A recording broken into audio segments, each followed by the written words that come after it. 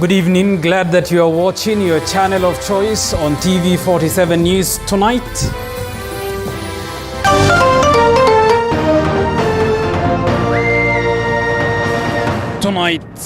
Azimio la Umoja One Kenya Alliance leader Raila Odinga maintains his lead ahead of his closest challenger, UDA's William Ruto, according to opinion polls. Raila Odinga at 47%, Dr. William Ruto at 41%. Interior CS Dr. Fred Matiang'i insists on sending more police officers to the Rift Valley. I need to confirm to the residents of Rift Valley that the National Security Council has ordered additional security resources for this region. This as leaders from Kenya Kwanza claim the move could have sinister motives. Hatujui kwamba kama polisi wanakuja kuchunga amani ama wanakuja kuvuruka kura. Tonight we shine the spotlight on the historic Afraha Stadium where the marriage between URP and TNA birthed the current Jubilee Party. So Ruto akakubali kwamba atawacha kuwania kiti ya president ndio awe deputy wake.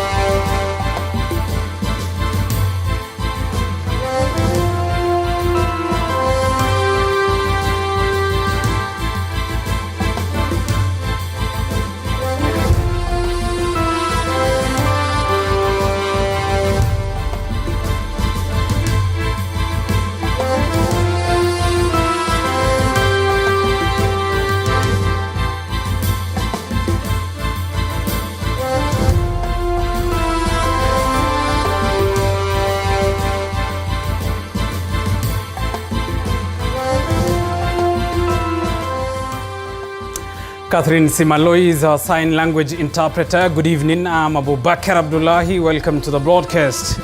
To our top story tonight, and Deputy President William Ruto and Kenya Kwanza Presidential Brigade took their series of political rallies in Nyeri and Murang'a counties on Tuesday in a bid to popularize his candidacy ahead of the 9th of August polls. Mike Agwongo now reports.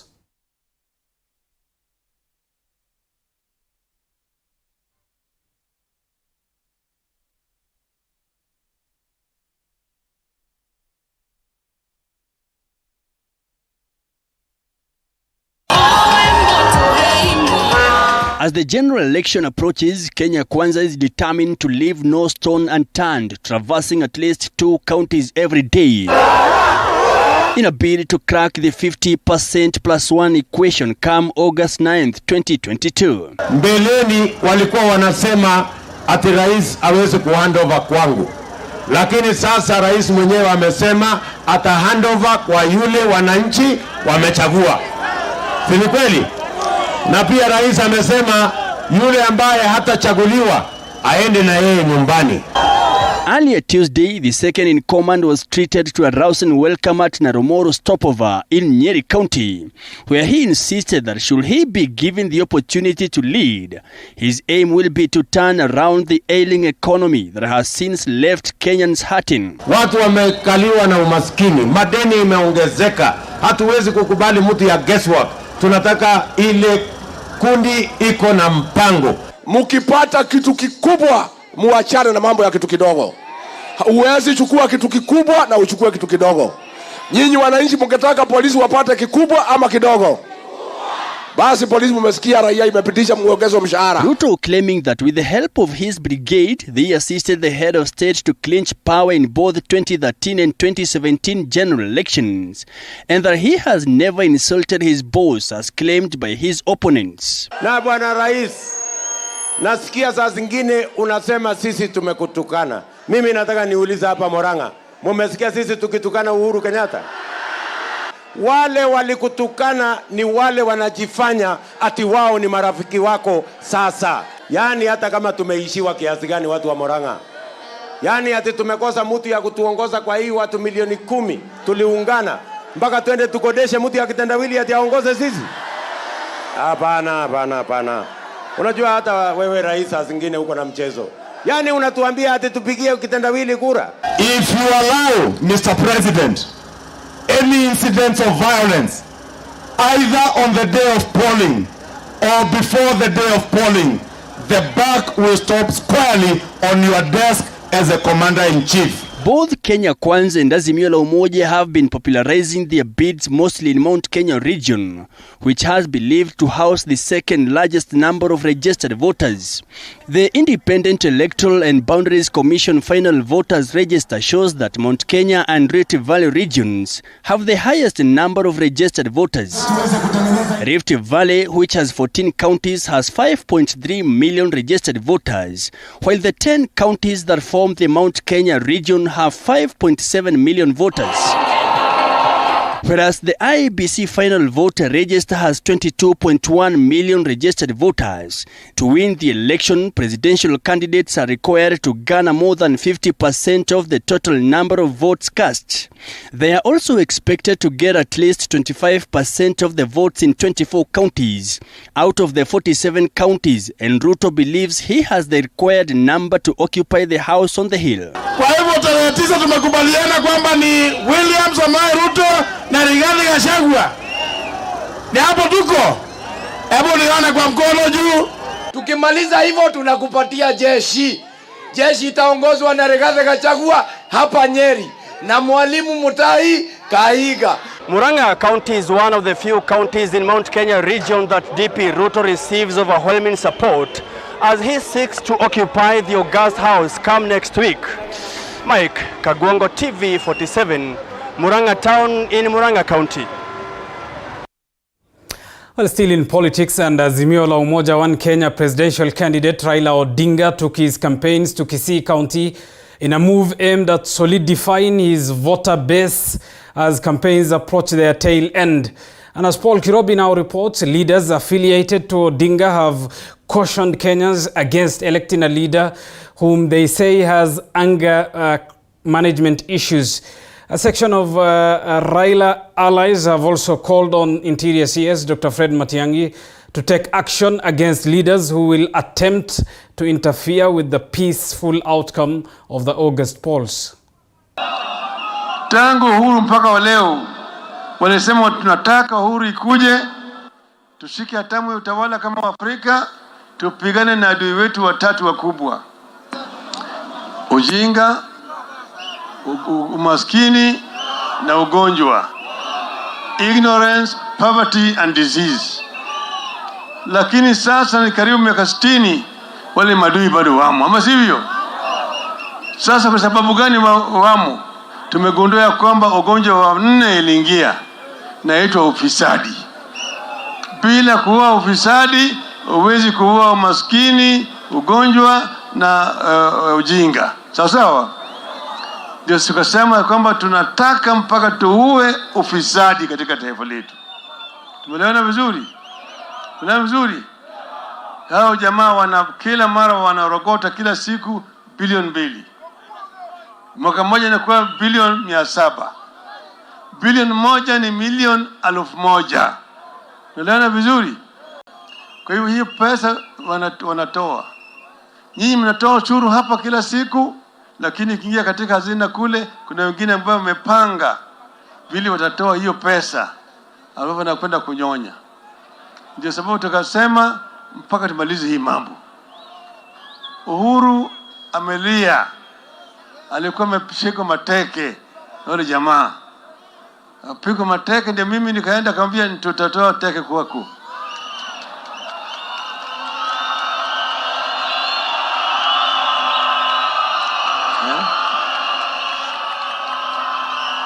Ili uweze kupumua, ufanye kazi kwa Wakenya. Ilikuwa nasema ati yote tumekubaliana namna hii, patie sisi wizara hii, wizara hii, wizara hii, niweke mtu yangu pale ili tuko unyonya. Tumesikia miradi mingi ambayo pesa imenyonywa huku. Tumesikia miradi ile kama ile Kimare na Ror, tumesikia ziko mingi zaidi namna hiyo. Angalieni huyu ambaye anakuwa deputy, huyu ambaye running mate ya Bwana Ruto.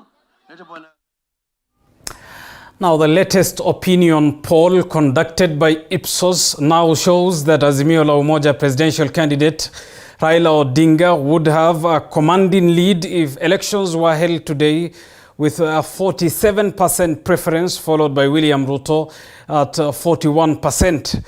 Roots Party's presidential candidate, Professor George Wajakoya, comes a distant third with 2.9%, while Wahiga Mwaure has 0.2%.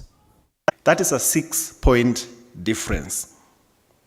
Raila Odinga is poised to win based on how he impresses the undecided voters, and especially in the western bloc of counties, in central bloc, particularly in Nyandarua, but also in the coast region. If Dr. William Ruto converts the 100% of the undeclared votes, he will force a rerun.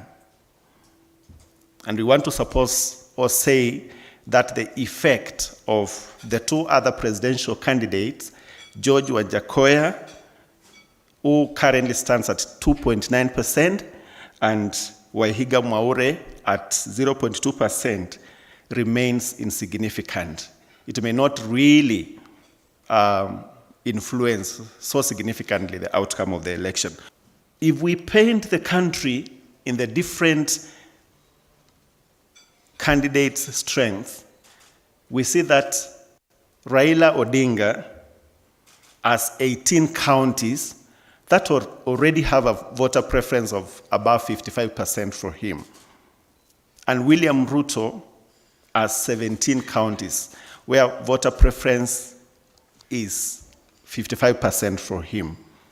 We think that could be a clear win for those candidates. However, we have about 11 counties which we present as a battleground. The votes will be decided on how the candidates fare on those 11 counties. And those counties are where none of the candidates has a 55% or a clear lead above 55%. And those battlegrounds are Lamu, Nyamira, Wajir, Mombasa, Kitui, Samburu, Nakuru, Narok, Kiambu, Bungoma, Tana River, and Marsabit. Now, Interior Cabinet Secretary Dr. Fred Matiang'i says that the government has deployed security personnel in the Rift Valley region, focusing on Uasin Gishu County in a bid to intensify security in the area ahead of the 9th of August polls. Flora Lemuki with that report.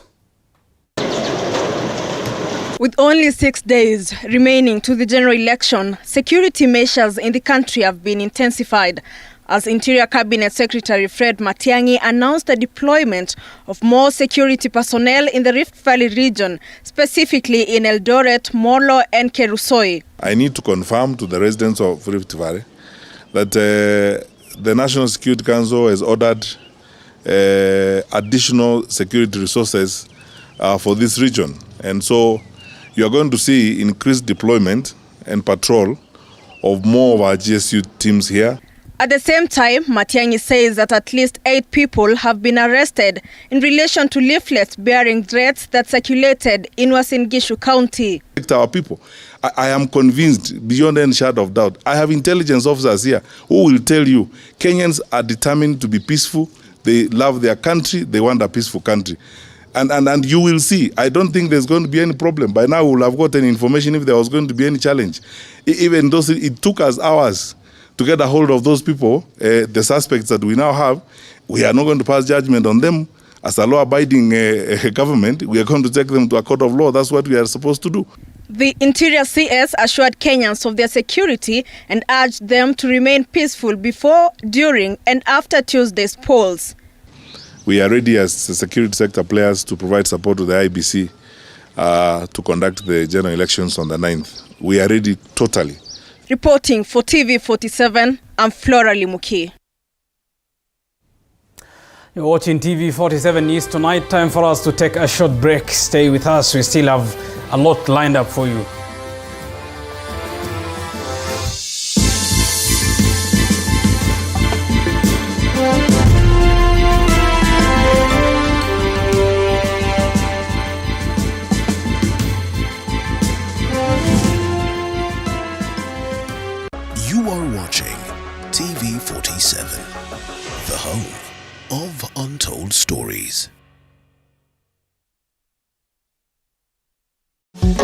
Hey!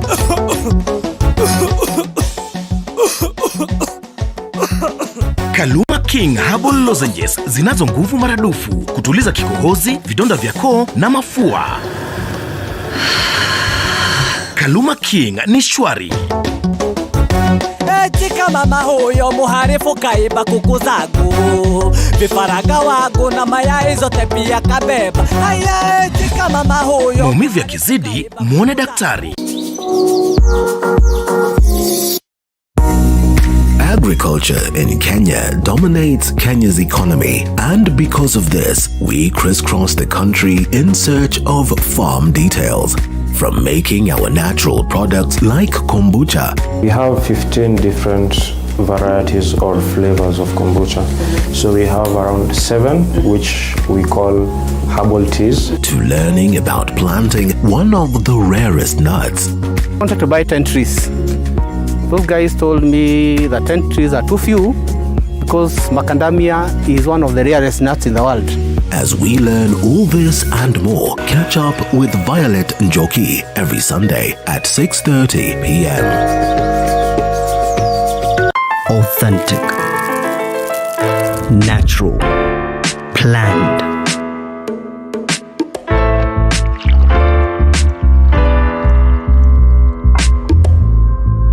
Transforming.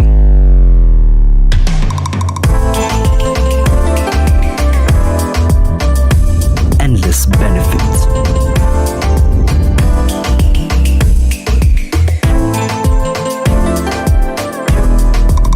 Slaty, purely Kenyan. Buy now on Jumia or Amazon.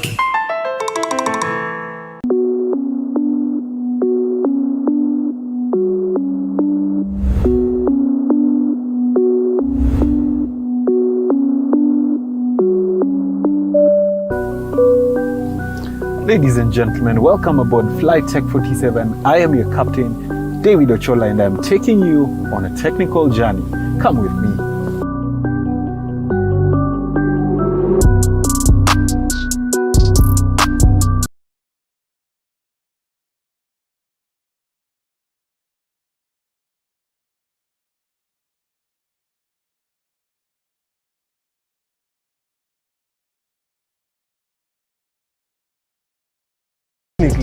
Did not happen. Every Saturday at 6:30 p.m. Sona moja imetengenezwa kwa njia spesheli ili kupambana na maumivu kwa haraka. Sona moja ina aspirin kama kiungo. Sona moja, kitulizo kamili. Maumivu yakizidi, pata ushauri wa daktari.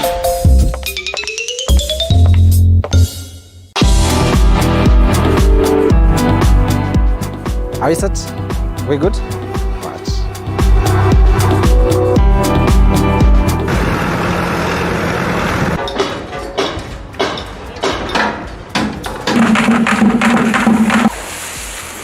And the realtor, we tell you this where we have to unearth and surface everything that pertains or concerns you. With Blockwork, you just cannot get the level of quality that you can with this aluminium formwork technology. We actually try our best to deliver the product to the client as it was agreed. Every Tuesday at 7:30 p.m.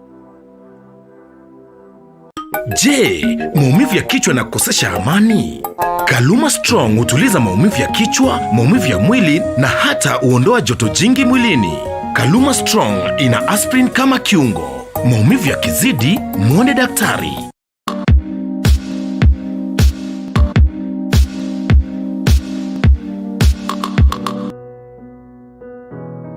Despite being visually impaired, he is a jack of all trades. It is our quest to find answers on how to take care of children with special needs and those with disability.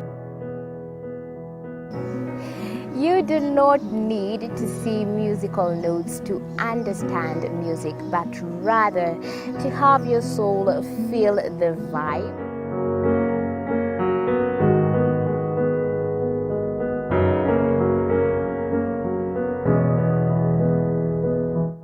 Actually, for us to make a wheelchair, we have to take measurements of the user. After doing my assessment, I get to know the parent I get to know the heaviness she's carrying. Disability comes at different stages of life.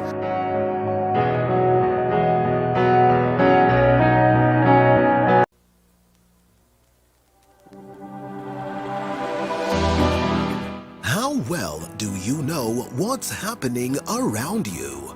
Morning Cafe with heated political debates. Baraza la Siasa. Hiyo kitu azungumzie, angalie hali ya maisha ya watu. Informative health discussions. Business. We host German-based Kenyan singer-songwriter Alicia Poppard. And I'm joined by an amicable team. In studio with me is Shazmin Bang. Entertained by Shoso and his amazing guitarist.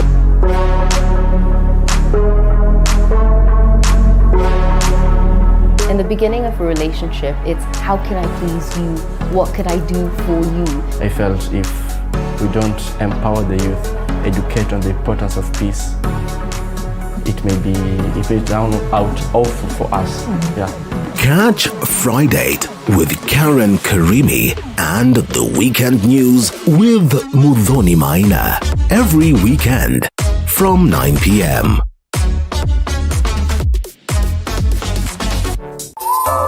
Usiyakubalie maumivu ya misuli kukatiza ratiba yako. Kaluma Pain Balm ni dawa ya kusugua iliyotengenezwa kutoka kwa miche maalum ili kutuliza maumivu ya misuli. Kaluma Pain Balm. Maumivu ya kisidi, pata ushauri wa daktari. You are watching TV47, the home of untold stories.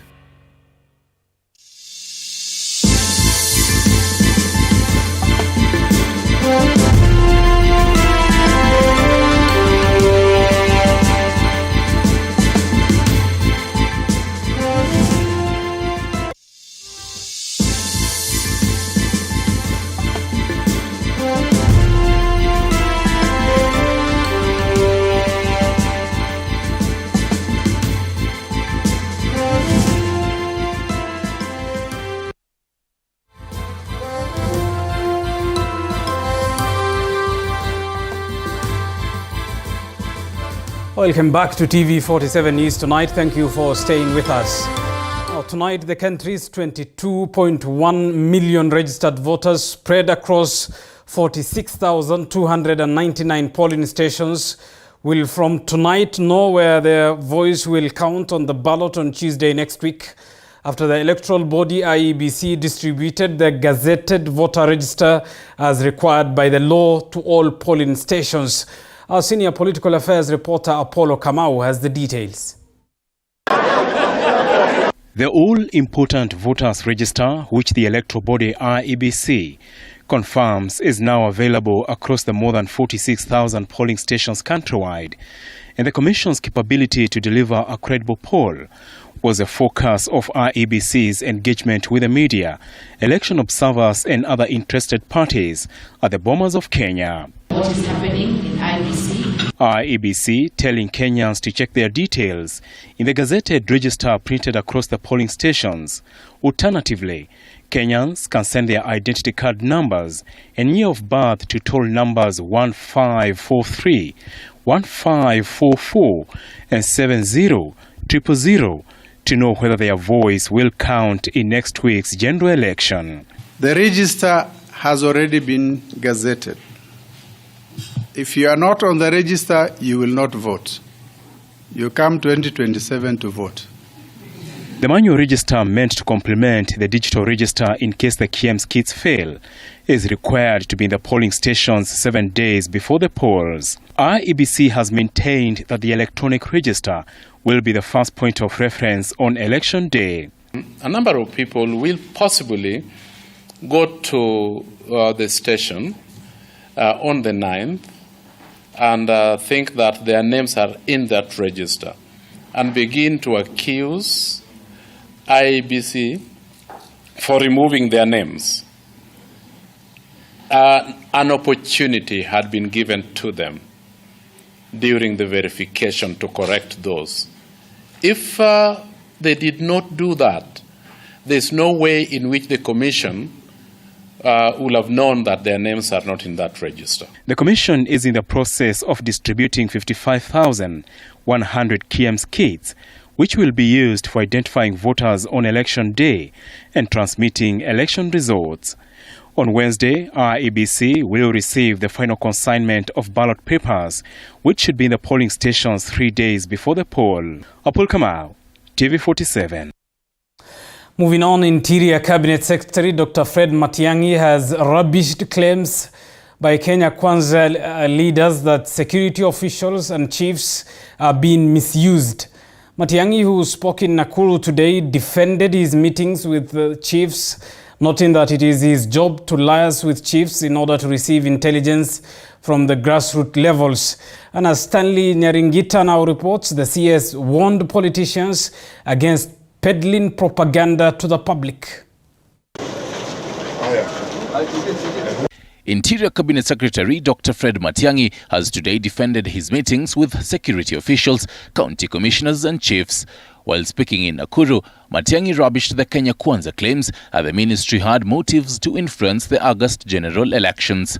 First of all, the claim that chiefs are being met or chiefs are being misused is as ridiculous as it sounds. You know, I have seen some of these politicians warning me against meeting chiefs and so on. It's like, can you imagine warning the minister? The CS noted that it is his job to liaise with chiefs in order to receive intelligence from the grassroots level. Colleagues in the security sector are chiefs. In fact, hardly a day passes without me speaking to a chief, receiving a call from a chief, or a DC or a county commissioner. These are my colleagues. These are the people we work with. So PS Kibicho and myself, we have been meeting chiefs all along. I was actually amused yesterday when one of those candidates was speaking from Trans Nzoia and warning me, warning PS Kibicho, warning our county commissioner in Trans Nzoia against meeting chiefs. Matiang'i further noted that the chiefs were neutral and were acting within the law. He further warned politicians against peddling propaganda to the public. People come of age. Our democracy is mature. People can tell nonsense from, all those kinds of things. And the claims that are being made around. Even the claim that you had yesterday that the leaflets were authored by people from the office of the president. Now, we have 8 suspects in police custody and none of them is an employee of the office of the president. Kenya Kwanza deputy presidential candidate Rigathi Gachagua, while campaigning in Eldoret yesterday, asked President Uhuru Kenyatta to instruct Matiang'i and Principal Secretary Kanjo Kibicho against creating ethnic animosity. Lakini we want you to go a step further, Your Excellency the President. Can you give instructions to Karaja Kibicho and Matiang'i to stop fomenting ethnic animosity in Kenya? Uambie hawa. Na rais tukuambie ujue, hawa watu ya Mount Kenya, no amount of leaflets can incite them against William Ruto. Stanley Nyaringita, TV47, Nairobi. Now, leaders from Rift Valley have criticized the Interior Ministry's move to send more security officers to the area 6 days before next week's general election, citing the move as one that is creating fear among residents. Our reporter Boniface Barasa has been keeping tabs on the campaign trail and has more. While drumming up support for former Cherangani constituency member of parliament Wesley Korir, the leaders questioned the government's move to deploy more security officers to Molo, Naisut and Eldoret. Kangogo Bowen is Marakwet East member of parliament. Nimesikia kwamba kuna polisi wameletwa hapa Uasin Gishu. Wengi sana wamepelekwa Molo, wameletwa Nakuru. Hatujui kwamba kama polisi wanakuja kuchunga amani ama wanakuja kuvuruka kura. Lakini tunataka tuambie serikali, tunataka tuambie rais wetu, hawa polisi waende Kerio Valley ambao watu wengi wanaangamia sababu ya wakora. Serikali kuu wameongeza mapolisi wengi, si ndio? Wanataka kututia uoga na kuweka hofu hapa, si ndio? Lakini mimi nataka kuwaeleza hivi, msiwe na hofu, msiwe na uoga.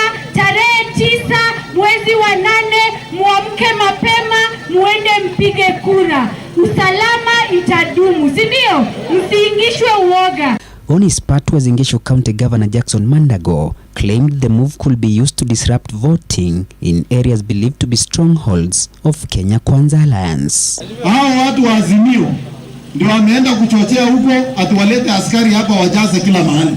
Sababu si kulinda amani, ni kuogopesha nyinyi kwenda kupiga kura. Tokeni asubuhi na mapema na mwambie afande how are you. Ndani ya serikali ya Kenya Kwanza mshahara utaongezewa, kitu kubwa utapewa na uache kitu kidogo. The leaders have said the residents will make their own independent choice, further asking them to maintain peace during this electioneering period and after the polls. Sisi ni makabila mengi. Sisi tumeishi kama mandugu na madada.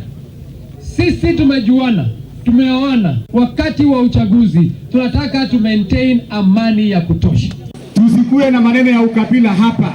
Umesikia watu wengine wamesema kuna makaratasi pale imetupwa sijui jamii fulani na fulani. Wacha nikwambie hakuna jamii walitupa hiyo makaratasi.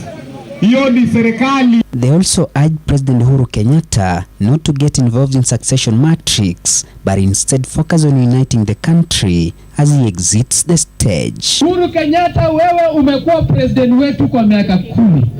We have respected you. You have done what you have done. Bwana Kenyatta, tafadhali leave a legacy of having a country that is peaceful and a peaceful transition. This comes as Interior Cabinet Secretary Dr. Fred Matiang'i maintains that the government will deploy more officers to the Rift Valley region for peaceful purposes. Boniface Barasa, TV47, Cherangani Constituency, Trans Nzoia County. Thank you, Boniface Barasa, for that report. Elsewhere, 6 days to the polls and a number of civil society organizations have joined hands to launch a platform dubbed the Election Situation Room to process critical election-related incidents over the next 2 weeks. The organizations emphasizing that this is meant to ensure a credible and safe election. TV47's Moige William has the details. The fight against misinformation and disinformation has received a major boost as the country heads to the polls, with a group of civil society organizations coming together to fight the growing problem from a common front. 9 civil society organizations drawn from both the local and international scene have come together to form the Uchaguzi platform, further launching an election situation room to process critical election-related incidents over the next 2 weeks. According to the organizations, this is to ensure the 2022 polls are credible, noting the high stakes involved in the 2022 general election. This, as you know, will be a transitional election. But most crucially, for the first time in our history, we are steering an election where the 2 leading candidates or coalitions have an equal claim to the incumbency. And this probably underscores the complex nature of this election. The election situation room will monitor social media sites and also at the same time enable Kenyans to share real-time election-related information, which will later be disseminated to relevant stakeholders for rapid response. The election situation room will support election stakeholders in mitigating electoral malpractices, managing misinformation, and the potential for violence. Anyone across Kenya can share reports and experiences before, during, and after the elections to the election situation room. The civil society organizations reiterated all these collective measures are to ensure that the poll body IEBC delivers not only a credible election but also a peaceful one. We must acknowledge that elections and the outcomes can provoke very strong feelings. In many cases, these strong feelings will also spark very intense conversations and reactions. Despite this, citizens must feel free at all times to exercise their democratic and electoral rights. Kenyans across the country can send any election-related information during and after elections to the Situation Room by sending a short message to 23102 or dialing *063#. Moige William, TV47, Nairobi. Now, the Independent Electoral and Boundaries Commission, IEBC, has started the distribution of polling materials to the counties 6 days ahead of the general election, some of the materials that are being distributed include ballot papers, KIMS kit, the voter register and ballot boxes, among other key polling materials. Mwangi Maina tells us more. IEBC officials from Marsabit County have expressed their fears of a possible power blackout during the voting period, occasioned by lack of power in the county. For 4 days running, Marsabit town has been in darkness, with the restoration of power still in doubt. The county's elections manager says lack of power in the county might impact on the voting exercise and the process, consequently affecting the delivery of a credible poll. IEBC officials says Kenya Power and Lighting Company KPLC has acknowledged power loss in parts of Marsabit County and are asking the company to reconnect affected areas with power as soon as possible. Na tumeshirikiana na watu wa Kenya Power. Tumewahimiza wajaribu kumaliza hiyo tatizo kabla ya tarehe 9 mwezi wa 8 mwaka huu. Ni jambo ambalo linaweza kutatiza mambo yetu sana, shughuli zetu za uchaguzi, kwa sababu sasa tuko kwa siku za mwisho. Tunahofia kwa sababu hatujui kama hii uchaguzi itakuwa huru na haki, kwa sababu kama stima itapotea. IEBC pia wanatumia stima kufanya tallying, inatumia stima, vitu mingi inatumia stima, na ikiendelea hivyo tunahofia pia hii election haitakuwa huru na haki. Na pia Marsabit County mara mingi kwa na tension, na hiyo tension kama hakuna stima na wale wakora pia wanachukua advantage na kuharibu vitu. With the vast Marsabit County lacking internet connectivity in some regions, elections manager says the IEBC has provided satellite modems to the county that will be used to relay results to the National Tallying Center in Nairobi. Hilo ni jambo ambalo tume imeshughulikia kwa kuleta thuraya satellite phones zile zitatumika kwa maeneo ambayo ina network. In Nandi County, the county elections manager has confirmed that they have received 90% of polling materials and the distribution of those materials to the 6 constituencies tallying centers in the county will begin in earnest. Training of presiding officers in the county is expected to come to a close tomorrow, with the training of polling clerks expected to kick off on Thursday. We are also distributing our election materials. We have received virtually 90% of the materials, which we have also gone ahead and distributed to the various constituencies for them to check whether they have the right quantities, whether there is any shortage, so that we are able to to mitigate on time. Nandi County has in excess of 400,000 voters and 165 candidates eyeing various seats. In Kisii County, the distribution of polling materials from the county IEBC headquarters to the constituency tallying centers in the county has begun. The county elections manager has asked all voters to confirm their voter details from the already available voter register at all the polling stations. Na tunatarajia siku hii ya leo wataweza kupandika majina yote katika vituo vyetu. Kwa hivyo wapiga kura wetu tunawaomba muhakikisha kwamba mko sawa katika vituo vyetu wa kupiga kura, ili siku hiyo ikifika tuweze kujumuika pamoja kuchagua viongozi wetu. Distribution of polling materials in the counties is expected to continue Wednesday. Mwangi Maina, TV47.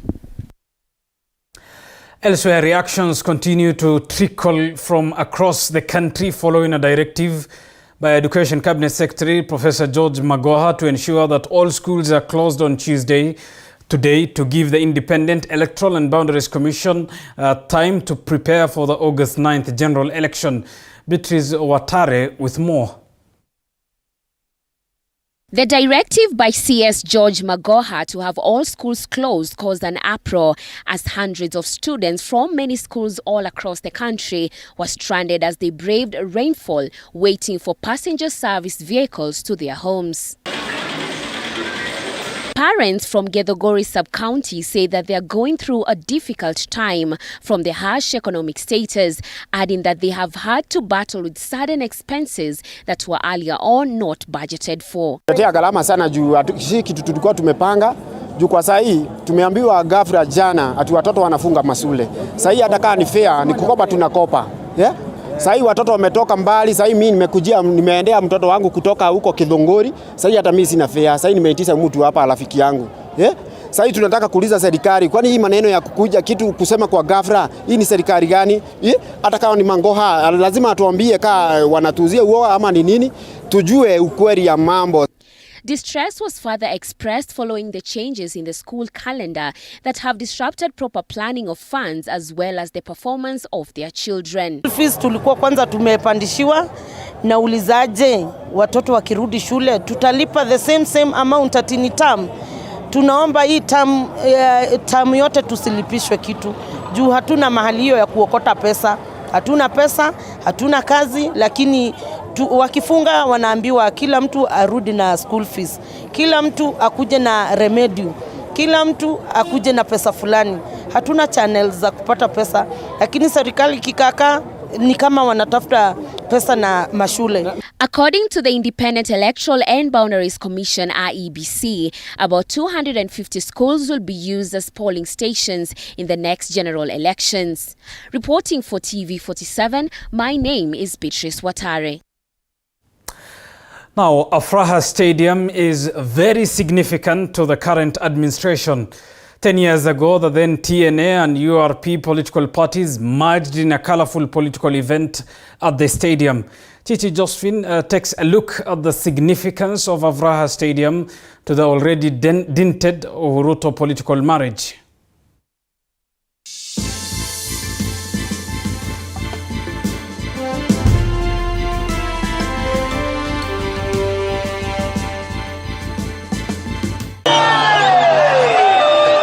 December 2nd, 2012, the then TNA party leader Uhuru Kenyatta and his URP counterpart William Ruto launched the Jubilee Alliance at the Afraha Stadium ahead of the March 4th, 2013 general election.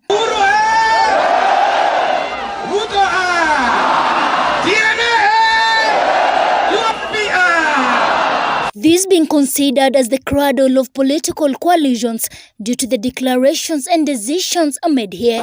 Hii ni siku ya pekee ya kwamba tuungana na marafiki TNA ambao wako na nia na fikra kama yetu. Nakuru has played host to high-octane political events for many years. The Azimio La Umoja Coalition, the Kenya Kwanza Coalition, and the Grand Union of URP and TNA in 2012 into the Jubilee Party that later formed the current government were formed and officially launched here. Kukafuata mambo ya kukubaliana kuungana sasa kuwa kitu kimoja, yani kuunganisha hiyo vyama viwili, the TNA and URP iwe Jubilee. Na ni hapa chini, nikisema hapa chini watu ya Nakuru wataelewa ninasema ni Afraha, kiwanja kingine that is next to Afraha Stadium. Walibadilishana kofia yao. But there was only one thing that even Ruto, I think he was also having a problem with his people joining Mount Kenya. Don't forget previously William Ruto was a member of ODM. So working with the people at the mountain and working with the people from the lake was really a big issue. But finally they agreed. And Uhuru came and said, and we agree with Uhuru now, that is the way to go.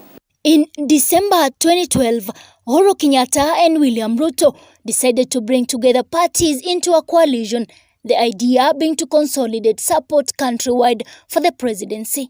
Na wao kwa unyenyekevu, jambo ambalo lilikuwa halijawahi kuonekana kwa muda mrefu, sio tu walihitaji maombi, ila walipiga magoti mbele za Mwenyezi Mungu na wakaombewa. Vile wote wawili walikuwa wakitaka kuwa president, wote wawili waliongea, walipomaliza kuongea, so Ruto akakubali kwamba atawacha kuwania kiti ya president, ndio awe deputy wake, ndio wasaidiane na Uhuru.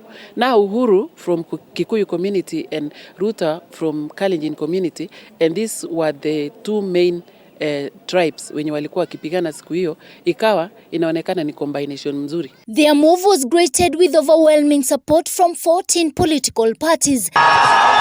In an elaborate dissolution, the parties gave way to a coalition party that is today's Jubilee Party. The foundation of the leadership of the Jubilee government came as a result of tuko pamoja. and that the fruits of the tupo pamoja is the existing peace up to date. We do not have any other system of government in Kenya apart from the Jubilee administration, coming from the Grand Coalition government to Jubilee administration. Despite the cases that would later follow at the International Criminal Court on their shoulders, President Uhuru Kenyatta and Ruto entered into a deal at the Afraha Stadium in Nakuru that would see them ascend to State House. It was more even heavier and more weightier, because the president had already been sued in the Netherlands. So you see, when so the compatriot and William Ruto is not a friend to His Excellency the President. He is in fact a confidant. The Uhuruto Union continued revealing and playing significantly with the duo dress code of matching red ties, white shirts, interpreted as a sign of a hard-working pair. Wali set base ambaye mimi kama kiongozi hatutawacha. Hiyo base ambaye wali set ya amani hatutawacha, tutafuata hiyo laini ya kuwa amani. Na ikawa furaha kubwa sana ya kuwa kwa mara ya kwanza viongozi wamenyenyekea, wameungana na wako tayari kutangaza amani katika mji wa Kenya. With many promises being made at the Afraha rally, Uhuru promised to have his 10-year tenure and have Ruto succeed him for 10 years, a promise that is yet to prevail. Hivyo wale ambao wanafikiria ati watakuja kusimama hapa waniambie ni nani nitaandika, ni nani nitafuta, mimi nawaambia kitu kimoja peke yake, ya kwamba wagojee miaka 10 Uhuru amalize kazi yake, alafu wagojee miaka ingine 10 Ruto amalize kazi yake. The duo have been political allies for at least a decade. The political relationship between them dates as far back as the December 2002 general election. Both were senior officials in the then governing KANU party. Kenyatta was the party's presidential candidate, while Ruto was his chief campaigner, where Kenyatta lost and conceded, Ruto being by his side. Afraha would play host to the duo in 2017 when seeking re-election. Mheshimiwa Uhuru Muigai Kenyatta, ambaye kwa mapenzi ya Mungu kuwa rais wa Jamhuri ya Kenya. At this rally, the duo promised, among other things, good development record, industrial park in Naivasha, free maternity care for newborn babies, and subsidized fertilizer. Tuweze kuhakikisha ya kwamba tumeinua, tumepanua uchumi, na ndio vijana wetu waweze kujisimamia pahali popote walipo. Things began going south after the March 9, 2018 handshake between Raila Odinga and President Uhuru Kenyatta that signified a political truce between them. So kidogo tukasikia tu Uhuru amesema ameenda kuleta mtu mwingine mwenye atamsaidia.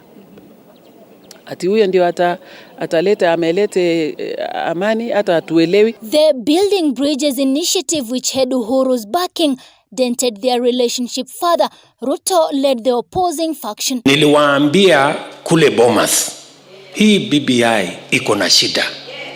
Yale mambo yako ndani ya hapa BBI haipeleki Kenya mbele, inarudisha Kenya nyuma. The duo's relationship has been broken down in the past 4 years over differences related to President Kenyatta's succession in 2022, as Uhuru Kenyatta publicly declares support for Azimio la Umoja presidential candidate Raila Odinga. Na wauliza kwa heshima kubwa sana, shikeni huyu mzee mkono jameni. Hatujui nini ilifanyika katikati kukawa na shida. Hakuna siku wamekuja wote wawili tena wakasema tumewachana sababu ya hii na ile. Huwa ninasema hivi, kama unamuoa mwanamke hadharani, ni vizuri pia muache hadharani, vile ulifanya tu itakuwa ni heshima. Lakini sasa sisi tunaona waliachana kisiri, kile tunatambua ni matamshi ambayo wanaongea. This was not a normal marriage, it was a lock-up.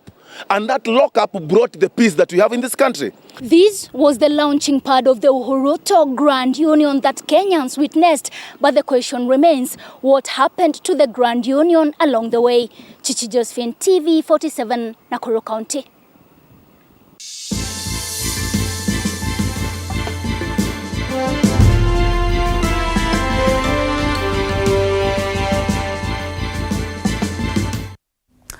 Thank you, Chichi Josephine, for that special report from Kenya's latest capital of Nakuru. Now, in his last official tour to Kisumu as head of state, President Uhuru Kenyatta traversed the Lake Basin region with a handful of goodies that are set to benefit the region in matters infrastructure. Muthoni Maina tells us more. Kenya made history after 118 years with the unveiling of the first ship vessel built in Kenya, dubbed MV Uhuru II by President Uhuru Kenyatta, which was built in the country after the upgrade of the Kisumu shipyard that will see the expansion of businesses in the region. What has impressed me most is the number of young Kenyans, men and women, who have been empowered through acquisition of critical skills in shipbuilding. Furthermore, knowledge transfer is being implemented through internship programs and hands-on job training throughout the construction phase of the vessel that we see to my left. The Kenyan-made vessel is 100 meters long with a capacity of carrying up to 22 wagons and an estimated capacity of 2 million liters of crude oil per trip. Finding it important for us to re-establish ourselves as a shipbuilding country.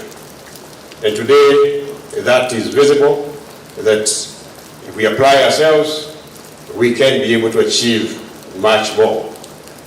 Let me thank the... While overseeing the flotation of MV Uhuru II, Kenyatta said that it is in alignment with the blue economy and the Big Four agenda, urging the county government to take note of the opportunity at hand to expand the region. So therefore today, I would urge the county governments in the Lake region to begin to draw up strategies and take advantage of the economic opportunities spawned by the Kisumu shipyard. Traversing the Lake Basin region, Kenyatta issued out 450 million Kenya shillings to the Nzoia sugarcane mill in Bungoma County so as to restore its glory as well as reduce the debt arrears of workers and sugarcane farmers. Merudi tena na milioni 450 ya kumaliza kulipa wakulima wote ambao hawajalipwa. Tunaelewana wenzangu? Na hawa watu mimi nataka wawe wamelipwa by this coming Friday. Kila mkulima kwa akaunti yake awe na pesa yake kwa akaunti yake. The move was commended by Bungoma Governor Wycliffe Wangamati and Kanduyi MP Wafula Wamunyinyi, saying that the sugarcane mill will soon be back on its feet to benefit the citizenry. Mheshimiwa Rais, haijakuwa rahisi. Sisi umetufanyia mengi na sisi tumesema tarehe 9 mwezi wa 8 hapa ni kura ni ya baba. Mimi najua vile wamekuja hapa, malipo ya wakulima na shida ya wafanyikazi inaanza kukwisha leo. Muthoni Maina, TV47. Asante sana. Elsewhere, residents of Malindi, Kilifi County have expressed their disappointment following the shortage of maize flour witnessed in recent days. The residents have urged the government to move with speed to address issues that continue to hurt them and many households. Despite reduction of prices of maize flour from 230 shillings to 100 shillings for a 2 kg packet, residents of Malindi Town, Kilifi County continue to decry shortage of the commodity in supermarkets and retail shops. Tangu serikali ilipotangaza unga ni shilingi 100, hakuna maafikiano ya kueleweka baina ya wao na wale wenye kusaga unga. Na hii inaleta matatizo ya nini? Ya unga kukosekana kwenye maduka. Kwa sababu hawa watu si kwamba Kenya hakuna unga. Unga upo, lakini watu wameuficha. Sijui wanasubiri nini. The residents further blaming the shortage of the commodity on the ongoing campaigns, urging leaders to cease politicizing the commodity. Kiwa mimi nitatumia nauri zaidi ya shilingi 100 nikitafuta unga wa shilingi 100, sijui nitakuwa nafanya nini. Kwa sababu nitatoka hapa nitaambiwa unga upatikana mahali fulani. Hapo mahali ni lazima nilipie nauri ya bajaji ya shilingi 50. Nikimbie mpaka pale. Nikifika niambiwe unga hakuna, umeisha. Hapo nipate mwingine ananiambia nimewacha mahali fulani kuna unga. Nikimbie mbio nikiwa na tamaa ya kupata unga. Mwisho nikifika pale nikuta hakuna unga. Tayari hiyo ni shilingi 100. Niliobakia nayo mfukoni ni shilingi 50. Inabidi nimpatie yule bajaji nimwambie sasa niliobakia nirudishe nyumbani. Nimetumia 150 na unga bado sijapata. We have called upon the government to work closely with maize flour manufacturers to ensure Kenyans have access to the commodity at a fair and affordable price. Tuache kuumiza mwananchi wa chini. Kama ni kuwawacha wakulima wafanye kazi yao, angalia project kama ya Galana Kulalo. Hatungekuwa na issue ya unga. Kesho tutaanza kulipiwa subsidy ya sukari. Tafadhali wanasiasa. Hili swala la unga ni swala ambalo linaibisha taifa la Kenya. Haifai nchi kama ya Kenya kuwa ati inalipia wa Kenya subsidy ya unga. Malindi residents have further urged Kenyans to maintain peace even as the country prepares for the August 9 general election. Andrin Kilemi, TV 47.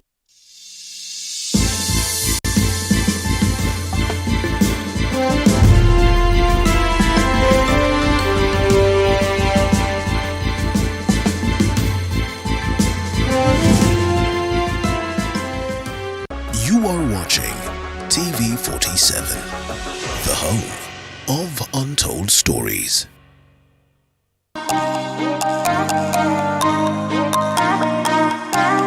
Welcome to The Grind. My name is Violet Njoki.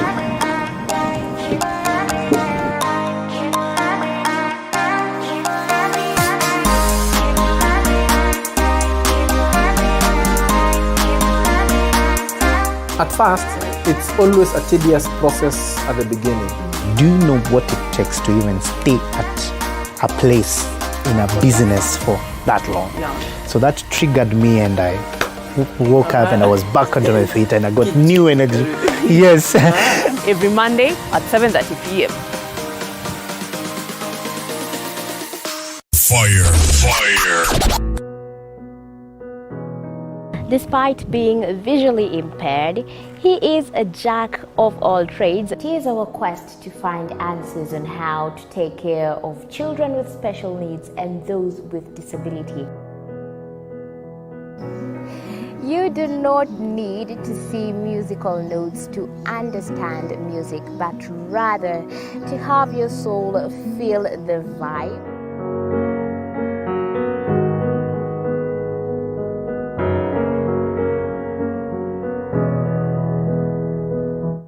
Actually, for us to make a wheelchair, we have to take measurements of the user. After doing my assessment, I get to know the parent, I get to know the heaviness she's carrying. Disability comes at different stages of life.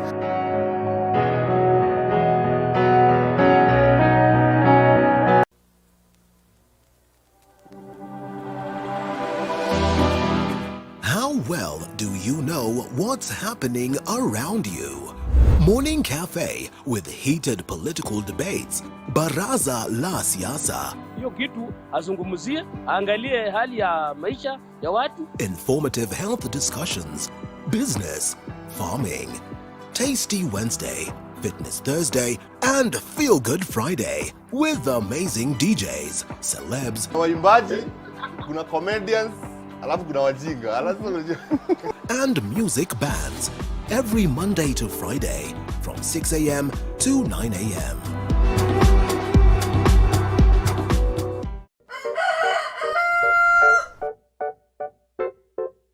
The next set of millionaires are farmers, as we know agriculture has been and still is the backbone of our economy. As we traverse the different counties to meet different farmers, we ensure to get the story of how they started farming and even how they continue to penetrate the market and overcome the challenges. Hapa, the reason why nilieka goose na si ducks.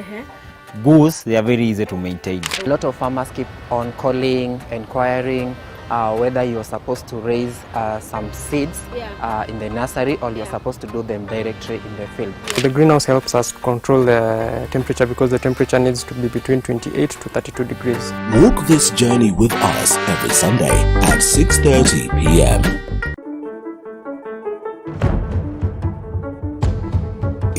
secret, construction ain't cheap.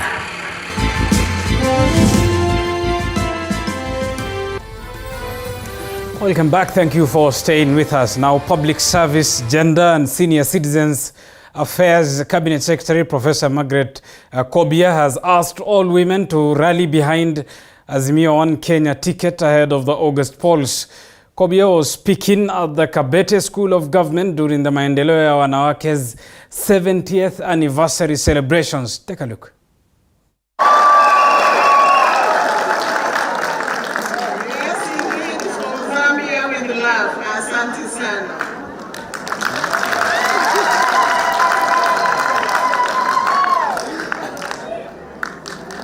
I want to mention that voting is your democratic right. Na ni siri yako. Let's take our choices of who we choose to lead. We have an opportunity to decide who to choose to lead. Let's take courage to vote. Let's take courage to vote out corruption. Tumeshaambiwa hapa kwamba tusitulie na huyu mama kutoka Nigeria. Amesema tusitulie. Sisi tuna nguvu ya umoja wetu, na kama serikali haitupi haki zetu, tutazichukua kwa mikono yetu. Na tutazichukua kupitia kwa uongozi wetu wa maendeleo ya wanawake. Kwa hivyo pale ambapo tunaona kwamba tunanyanyaswa, tuna chombo hiki cha maendeleo ambacho kwa kweli ndicho kipaza sauti chetu cha kutetea haki za mwanamke wa Kenya. When a mother leads the family, even at difficult times like now, the children and the man, the husband, they will eat. Will they eat or not? Because women are caring, women give all, they will rather stay hungry, but make sure the children have eaten. Tumuombe Mungu, atubarikie inji, atupatie viongozi, na sisi tunapendekeza Baba Raila Molo Odinga na Martha Karua. Sisi hatuna kazi nyingine. Let's count the cost and get to the world of business.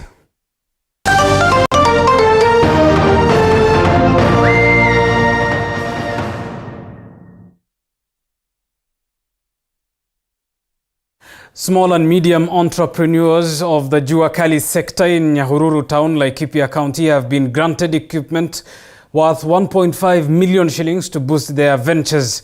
According to the Principal Secretary for the Ministry of Trade, Mr. Johnson Weru, the equipment received will enhance better workmanship of the Jua Kali business in the area, with artisans producing high-quality goods eligible for export.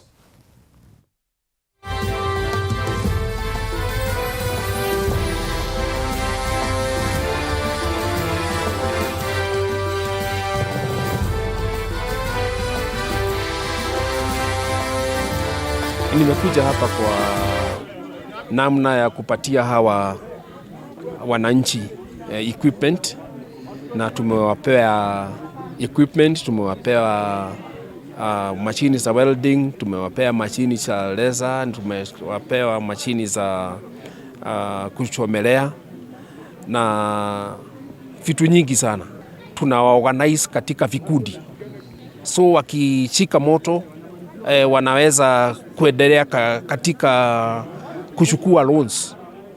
Kuna mpangilio wa loans za county na mpangilio wa loans za national government, lakini sana sana ni kutengeneza quality product, na hizo quality products ndizo zinatumika kuuzwa nchi za nje. Nimefurahishwa sana na hii exercise ya kupatia hawa watu wa Jua Kali hizi machines, kwa sababu ni improved machines, zitawasaidia sana kutengeneza vitu zinazohitajika hata market ya hapa Kenya, na wanaweza zipeleka huko nje. Kwa hivyo nitauliza tu tuendelee kuwa support wakiwa organized group, tuweze kuwapea trainings, wanaweza kopa pesa na interest ya chini hata kutoka hapa kwa county government, na ndio hizo pesa ziweze kuwasaidia. Now, Safaricom has unveiled a new brand campaign dubbed 2-in-1 that is aimed at encouraging Kenyans to uplift one another. In the spirit of 2-in-1, Safaricom intends to empower communities, grant students easy access to learn in materials and unveil innovative products and services that will give customers value for money.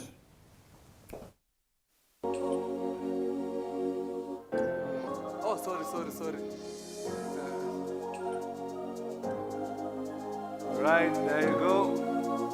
And that's a pledge by the sea. But we know that Kenyans are feeling the pinch of the current economic crisis.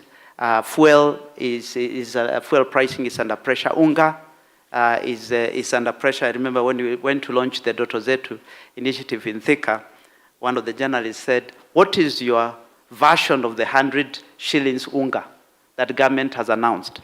And the reason for that is Kenyans expect Safaricom to row in when there's a major issue like this one. So as a business, we are keen to find solutions to help the country weather this economic storm, because we know that it is, if the country weathers the economic storm, then we have a business that is sustainable. And we believe that our growth needs to be inclusive, and we need to carry others along.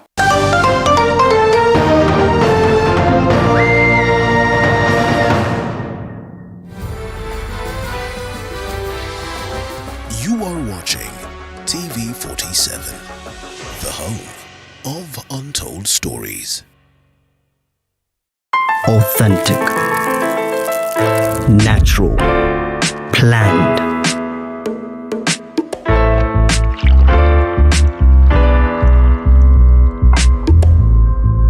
Transforming.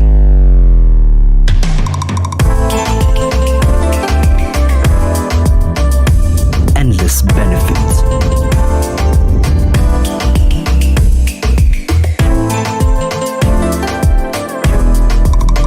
Slaty, purely Kenyan. Buy now on Jumia or Amazon.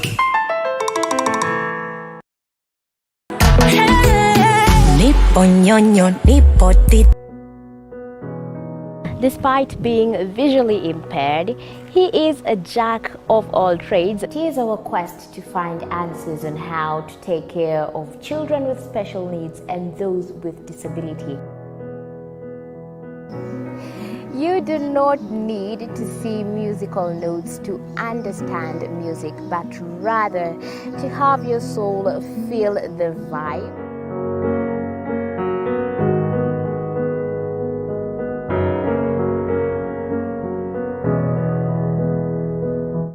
Actually, for us to make a wheelchair, we have to take measurements of the user. After doing my assessment, I get to know the parent, I get to know the heaviness she's carrying. Disability comes at different stages of life.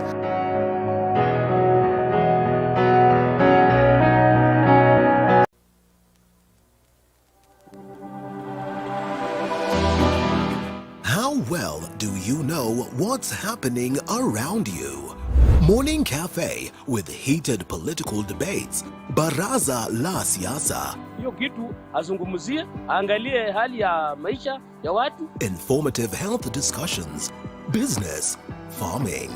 Tasty Wednesday, Fitness Thursday, and Feel Good Friday with amazing DJs, celebs, waimbaji, kuna comedians, alafu kuna wajinga. and music bands every Monday to Friday from 6 a.m. to 9 a.m.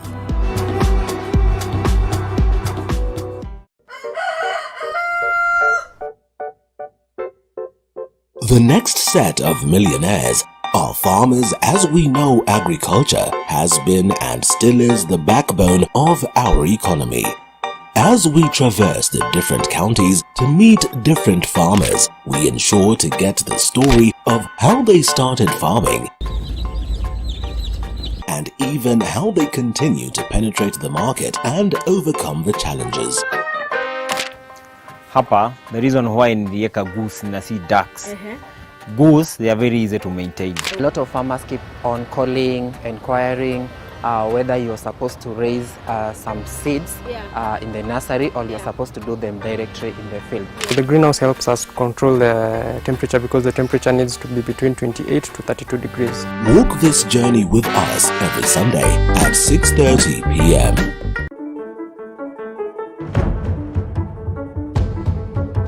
secret, construction ain't cheap. But how do we make it affordable? Different individuals are finding ways of cutting down cost by use of pre-stressed slabs.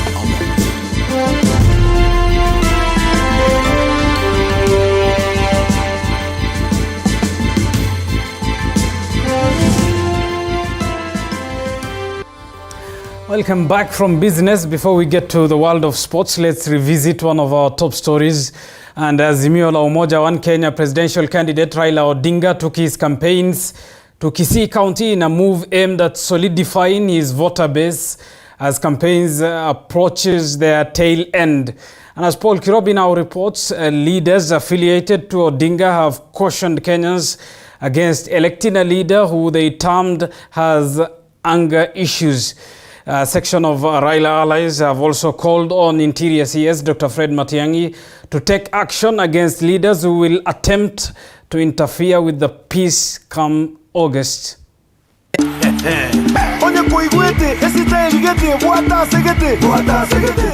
With the campaign rallies expected to come to an end on 6th of this month, as provided for by the law, Azimio presidential candidate Raila Odinga and his foot soldiers intensified their campaigns in Kisii County in a move aimed at solidifying his votes. The final days, Odinga is targeting counties with high number of voters to raise his chances of ascending to the country's top seat after his 4 failed attempts.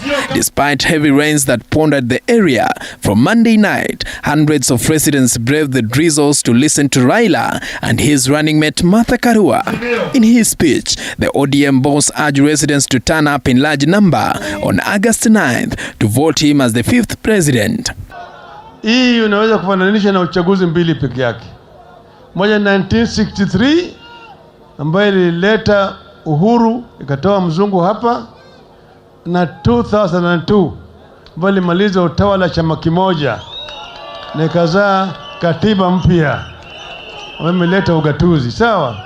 He reiterated that corruption was undermining Kenyans' growth and hence causing Kenyans to suffer due to poverty. He has also said that his Azimio government will take care of all Kenyans regardless of where they live.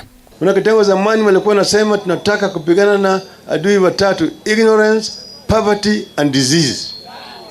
Lakini mpaka miaka 90 sasa hawajaweza kumaliza hao maadui watatu. Raila addressed rallies at Marani in Kitutu Chache North and Masimba in Nyarivari Masaba before concluding at Gusii Stadium, where he held a mega rally. Odinga was accompanied by his allies, Kotu Secretary General Francis Atuoli, Interior CS Fred Matiang'i, whom the Deputy President William Ruto has been accusing of supporting Raila Odinga, and former Gatanga MP Peter Kenneth, among others.